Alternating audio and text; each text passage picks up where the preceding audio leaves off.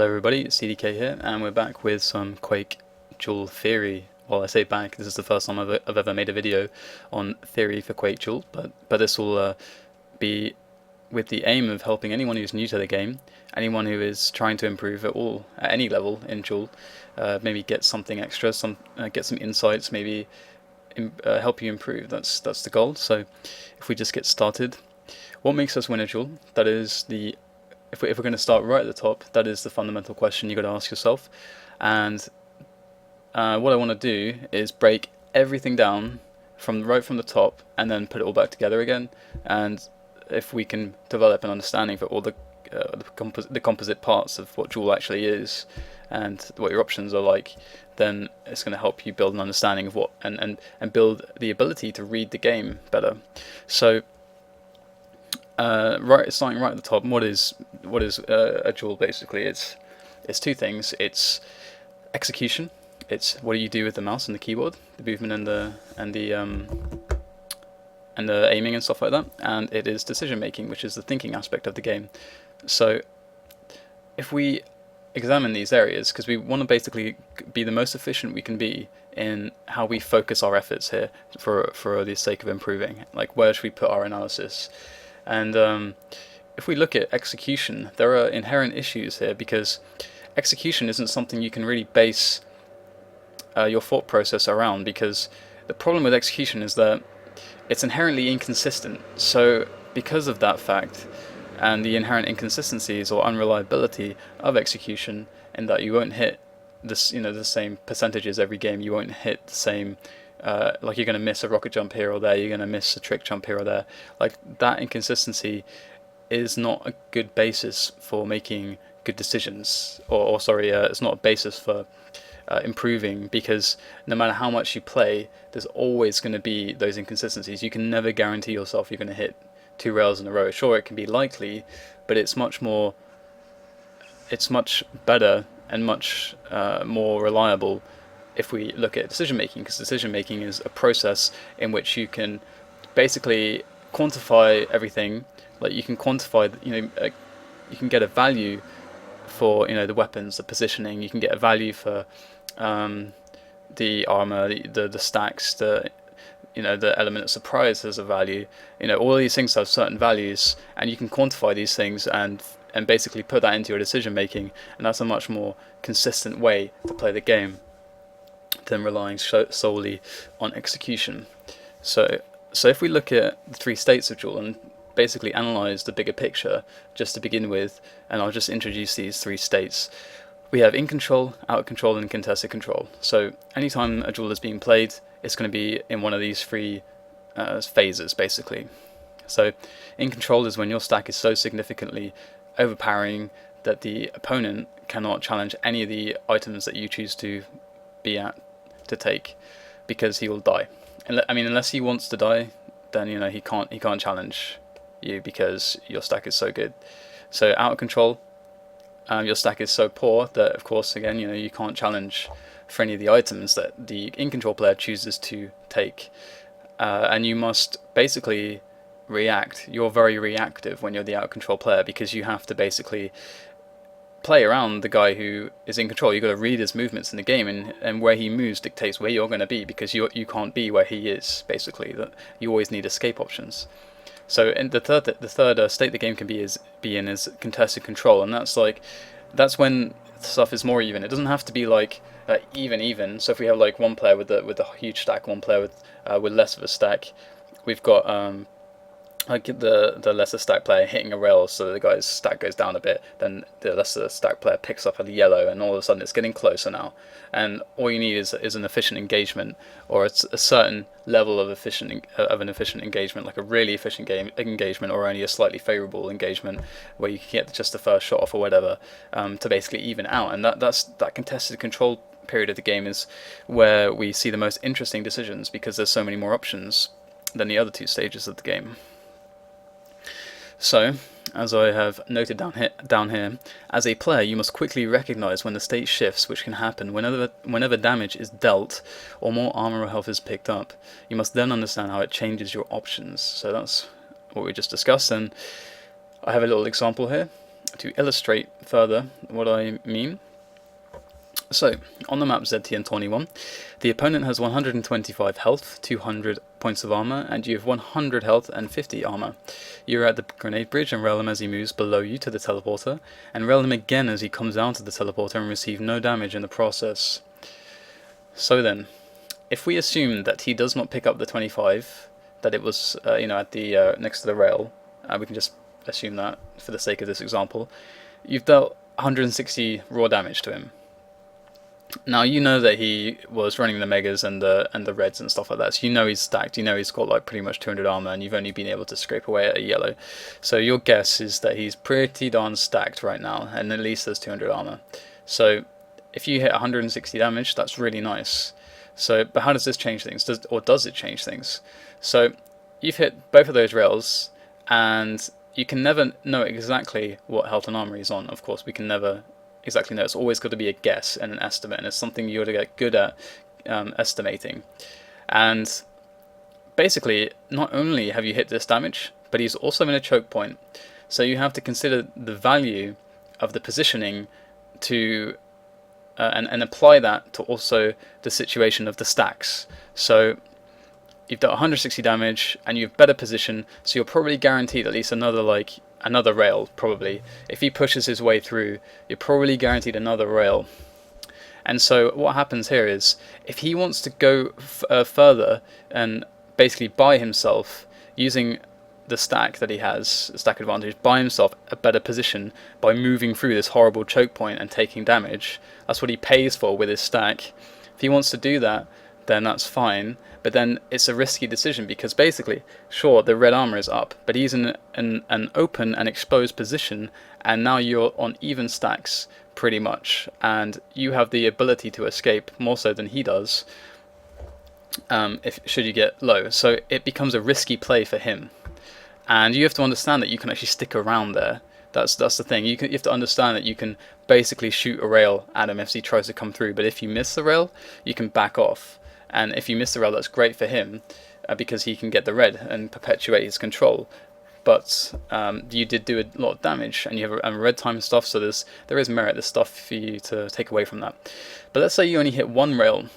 So you hit one rail, and he comes through let's say you hit the rail as he came through the teleporter. So basically, you hit the rail as he came through the teleporter, meaning that he can't just jump straight through.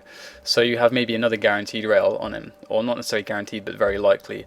And your angle is so good that it's much harder for him to hit you than it is for you to hit him. So the damage for you is more likely, like the damage onto him is more likely. However, now we have to have a different consideration in mind, because his stack is actually so overwhelming that he can take a really hugely inefficient engagement, and he can use that massive stack advantage to buy himself a new red and buy himself position. Unless you hit like 3 rails in a row or 4 rails in a row, and he basically like misses everything or something, that's like what it has to take basically for him to die or not get the red in that spot. Then basically that's it. So we can see that all of a sudden it's now a very favourable play for him to go and push onto the red and buy himself that red with the stack that he's going to lose from his terrible position.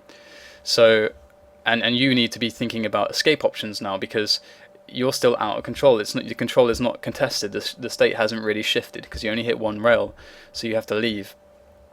And to touch on another point quickly, on ZTN, there is a very familiar situation where if you have a player that's out of control and a player that's in control, we've already decided that the player who is in control basically has his pick of items. He can pick any item he wants. There's so many items he can choose, and if he can read your movements well, he can really deny you a lot of stuff.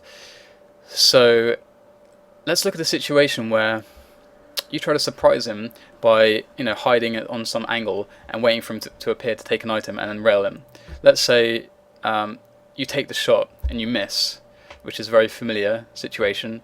What I see a lot of players doing is they stick around and they try to shoot again because they want that rail on him. Now this becomes a risky situation, and it's fine to do it, but you have to understand the risks at play. So if you take that second shot, the first shot was with surprise, so you're guaranteed the first shot, and then you can leave before he has time to react and shoot you. So that's great. But if you miss and you're like, okay, I want to shoot because I want the damage, then if you take a rail, and let's say you trade rails, which is the best scenario then, is that you trade damage, it is completely fine for him because he can stack up on armor much more easily than you can. He's basically, by him hitting you with a rail, he's set you back like a minute or something to having any hope on getting a major item. He set you back like massively, at least a minute, by hitting you with that rail. Had you just left though, you don't lose a minute in having such a shitty stack that you have to run around and try to avoid him really hardcore. Maybe you can get like hit the rail or miss the rail and get another yellow, and then you can try, slowly your options change. But if you get set back that far, it affects you much more than it does him to trade rails. So I just wanted to make that point because I see a lot of people making that mistake. Okay, so we've looked at the 3 states of Jewell. Let's look at the most important principles and stuff to consider and stuff like that. So I may have missed some stuff here, but I wanted to not ram you too much with information. And so here we have the most important principles, or at least the most important 3 principles in dueling that I think are immediately of our concern. So the first thing at the top is efficient engagements, and it's really important to understand efficient engagements because efficient engagements is something you can always ask yourself about. If you ever took a fight at any point, you can analyze whether or not it was an efficient fight for you, and if it was an inefficient fight for you, was that okay? Because there are some situations where taking an inefficient fight, as we talked about before, is okay. If you're in control and you've got a big stack advantage, you can pay some of your stack to get a kill, because sometimes that is what it takes to win the game. Sometimes that's a great decision to make, and that inefficient engagement is completely fine in that case. But there's a lot of times when maybe you took an engagement that was just plain horrendous for you. And you have to understand when those situations are so that you can minimize them and so that you can build on making better engagements for yourself in the future. So to basically break everything down into little parts, we've got things to consider when we're thinking about making efficient engagements. So we've got weapons, of course. So let's just say, the rocket launcher. This is something we need to be thinking about when we're like in a game. Like, how does the rocket launcher affect my options? So what's the rocket launcher good at? So that's what we have to ask ourselves. And it's good at choke points. It's good at close range fighting. It's good at long range spam, stuff like that. But it's not really good at fighting with long range. You don't want to do a rocket versus a rail fight, long range or anything. Mid range, it's unreliable, very unreliable. So it's good when you're baiting items and stuff. Like, that's good. If we take the situation where on ZTN again, the guy's coming through the teleporter. Let's say he's running through that corridor and you're hiding at the shotgun with a rocket launcher and he has no idea you're there. You get an amazing engagement there because not only do you get a free shot, the shot is going to be on average providing much more damage than maybe normal because he has nowhere to move. He's in a little corridor, he's in this choke point, and the rocket launcher is great there. You're going to probably definitely hit, you're probably going to hit with quite a high likelihood the second shot because he's in such a close confined space, and that's what the rocket's good at. So the shaft is great at situations where the player is in the air. It's great at situations where the player is so for example, when the player's in the air, let's say on Furious Heights, when the player comes through the teleporter at the rocket launcher and spawns next to the mega, jumps across to the mega, you can hit like insane amounts of damage when if you're underneath them with a shaft. It's good at close range engagements. It's good at mid range engagements. It's very versatile, much more than it used to be back in the OSP days, and it's generally a very good weapon, especially if you get the surprise. We have the railgun. It's of course not so good at close range. If you miss a shot at close range with rail, that has really huge implications. You can take a lot of damage without dealing much back. But however, mid and long range, it's really good.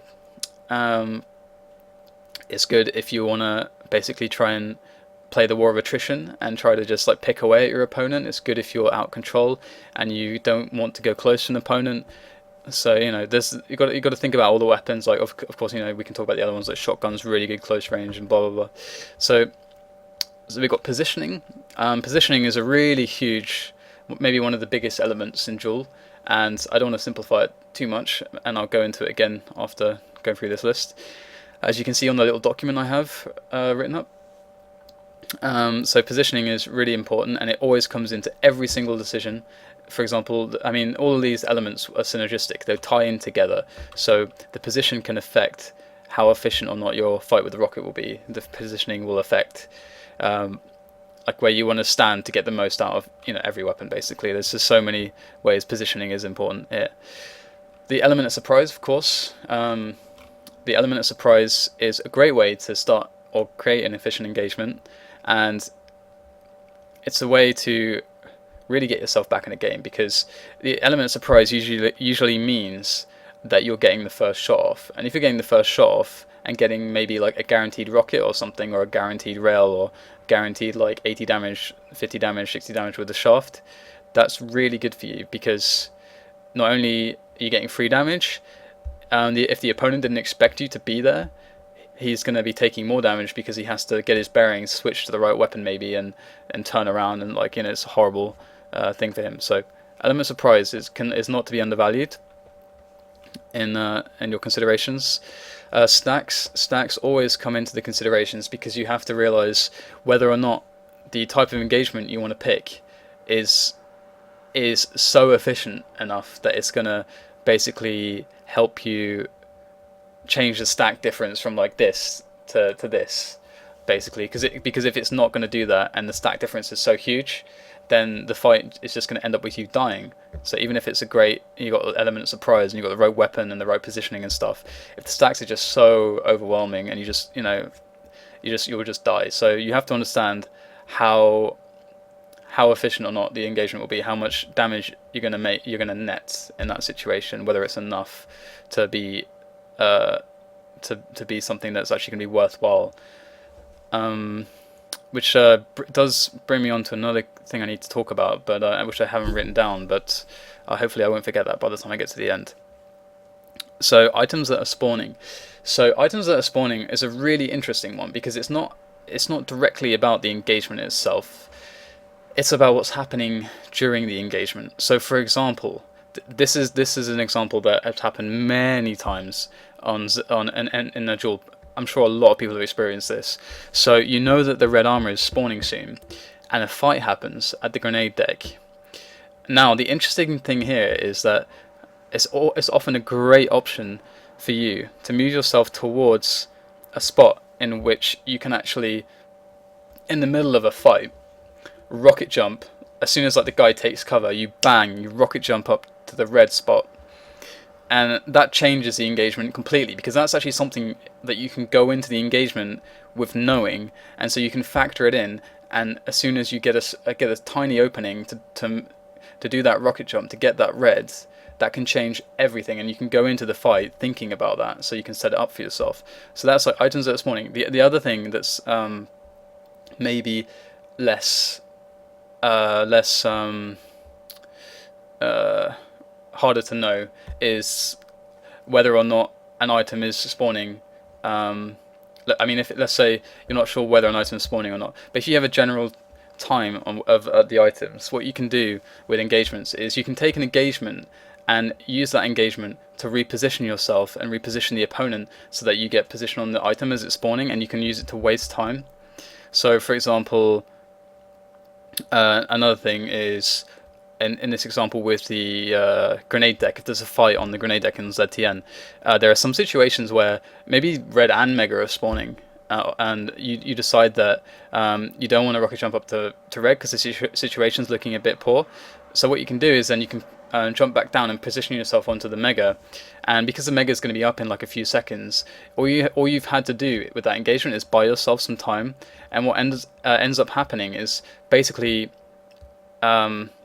it's not as direct as what we're talking about with an efficient engagement, because what we're thinking about here with efficient engagements is getting a net gain in damage, right? So basically the stacks shift much more in your favor, so you can take control, because we're always aiming to take control, right? But what happens here is that you don't get a net gain in damage necessarily, but what you do is get a net gain in resources. So you jump down, and you basically waste time. You do a bit of damage, and then you're able to take the mega, and you use that engagement to get an item. So it's a bit more of an advanced concept, but basically it's something that again can basically make the engagement that you took. It doesn't look efficient, but when you actually get the item by using it to force positioning on the opponent, then it is then an efficient engagement. So it's all about trying to push yourself into that position of getting control. Let's see. So we've got escape options. So escape options are really important for when you're not sure about an engagement.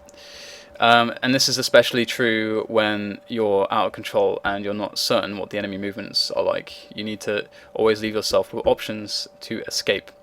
And I'll use this opportunity to talk about death in Jewell, because on the majority of maps, I mean, this differs depending on the map, but on all maps apart from maps like Aerowalk and anything like Aerowalk, anything that's really got a very small enclosed, a very small map basically. Any map that's really small with all the big items next to each other, like Aerowalk, death is much different on that map because you can trade damage so much quicker off the spawn than you can on other maps. So if we look at a map like ZTN or DM13 or maps like this, when you kill someone, all of a sudden there's so much armor and health on the map that you can just keep running that constantly. You can just keep running and running that. So when you die, it's really bad because your position off of the spawn is so much worse than it is sometimes in Aerowalk. Although Aerowalk can be quite nasty if you're playing a really good opponent who knows how to play the spawns and how to force your spawns and stuff. But if we're thinking about ZTN for a moment, if you don't die, there's always an opportunity for you to get an armor basically. Dying is never favourable because you can always get yourself an armor. Just keep running around outside of his control, trying to deal damage and not getting caught. Be wary of your escape options, and eventually you can get an armor. So if you're a beginner trying to figure out what to do on a map like ZTN or DM13 or any map that has a lot of armor and health and stuff like that, and is not a small map like Aerowalk, you want to be making sure that you don't die. That's the first thing. You don't need to worry about anything else. First, get the not dying thing down, because as soon as you start dying, you're playing it wrong basically. And once you get good at not dying, once you get good at escape options and stuff like that, and you're good at not dying against the level of opponents you're playing, the next step is figuring out how to deal damage to them and do increasingly more damage to them whilst you're out of control and still not die. And that's the hard part. That's the hard part. And anyway, moving on. I've got positioning as a next important principle. So positioning is a very interesting factor in Jewell. There's lots of ways you can use positioning. DM13 is a really interesting map when we're thinking about positioning, because it really demonstrates how you can control the opponent's movement with positioning, and it's a really elaborate example because I'm sure there's been a lot of situations where you've seen someone who is trapped at the shaft yellow, and if they're trapped at the shaft yellow, you'll probably see the opponent. He'll probably start leaving items up, and the mega could spawn, the red could spawn, the other yellow could spawn. Like, he's going to be leaving these items up sometimes because what he wants to do is he's carefully controlling the escape path, the options, the angles of the opponent, so that he can actually get every item and continue perpetuating his control and continuing his pressure and dealing damage. And that controlling of the spaces is what positioning is about. And this is, of course, a much more advanced thing to actually start doing in a game, but it's something to look out for. It is something that you can use to mitigate the stack advantage. So let's say, let's take an example here. Let's say DM6. On DM6, you're out of control and you are in a position where you're on the bridge, the bridge next to the rocket launcher, and the opponent is, like, the red armor is spawning soon, and you know that the opponent's going to be coming to the red armor. Like, he's not going to be using the jump pad. Like, let's say he's already below you near the plasma area, and he's going to be standing on the red very soon because it's spawning. So in this situation, you can have like a really bad stack. You can have a really bad stack and stand there, and you basically take an engagement. And it's because you have the escape option of basically that position gives you an escape option. And the only way he can catch up to you to kill you or finish you off is by basically rocket jumping up.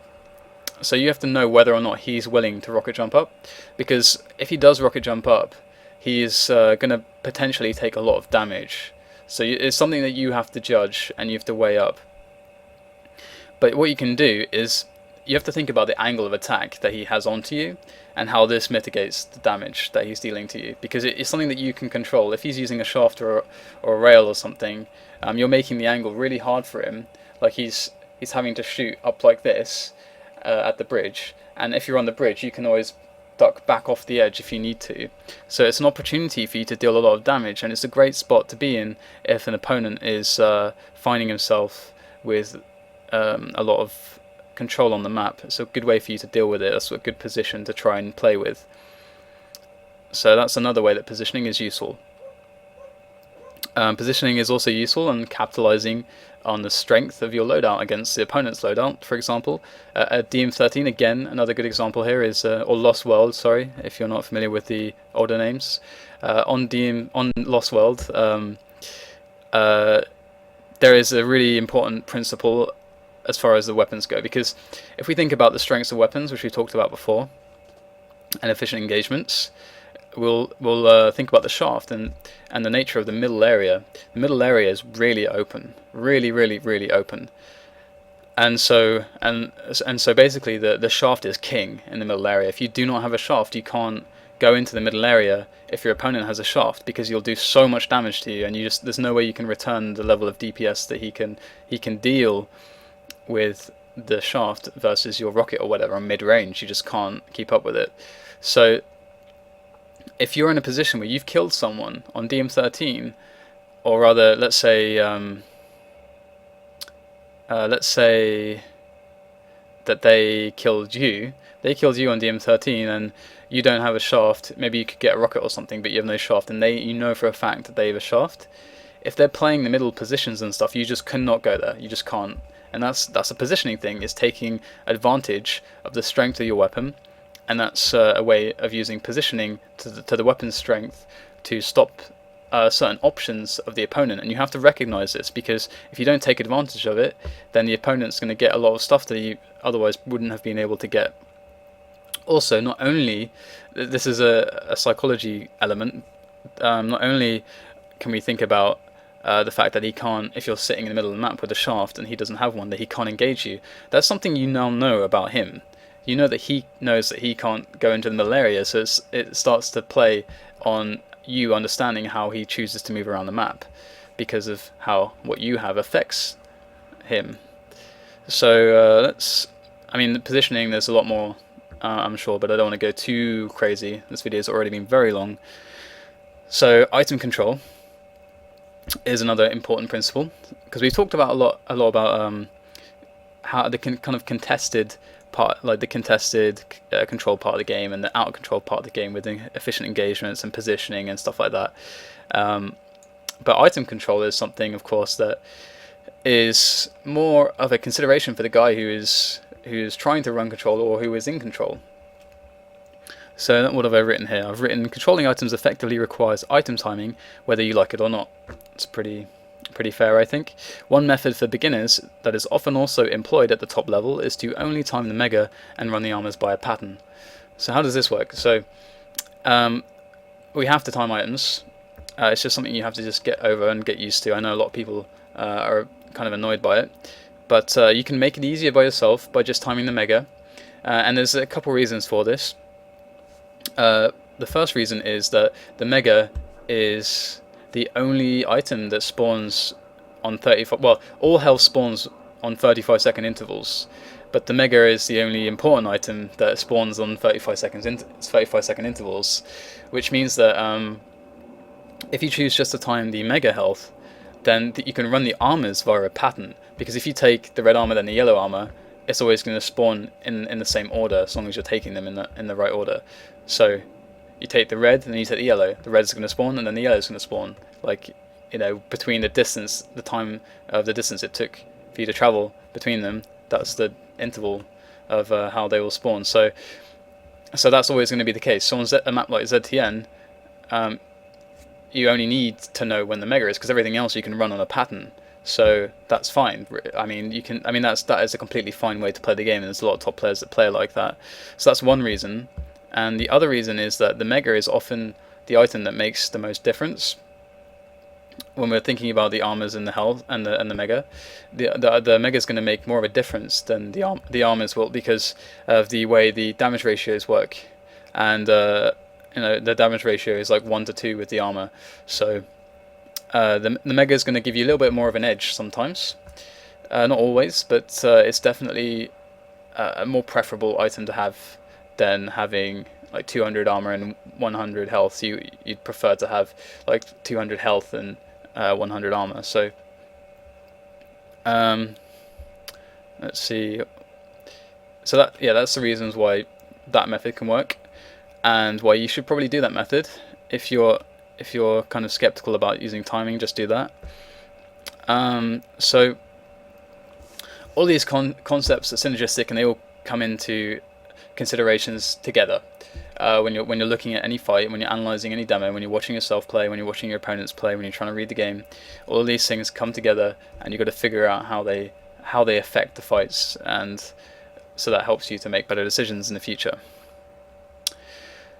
So at the end I've put let's revisit the 3 states with these principles in mind. So okay, so what I'll do is I'll give you an overview of how you want to play each of the phases of the game. So we've got the 3 states, and when you're in control, this is the state, this is where you want to be the entire game. And the reason is because the more health and armor you take, the more you can make errors, basically, the more damage you can take, before you'll die. So that means the opponent has to deal more damage than you in every engagement to kill you and to win. So whoever has the most resources is most likely to win. That's common sense, I think. So out of control is the situation where basically like you have to whittle away the opponent.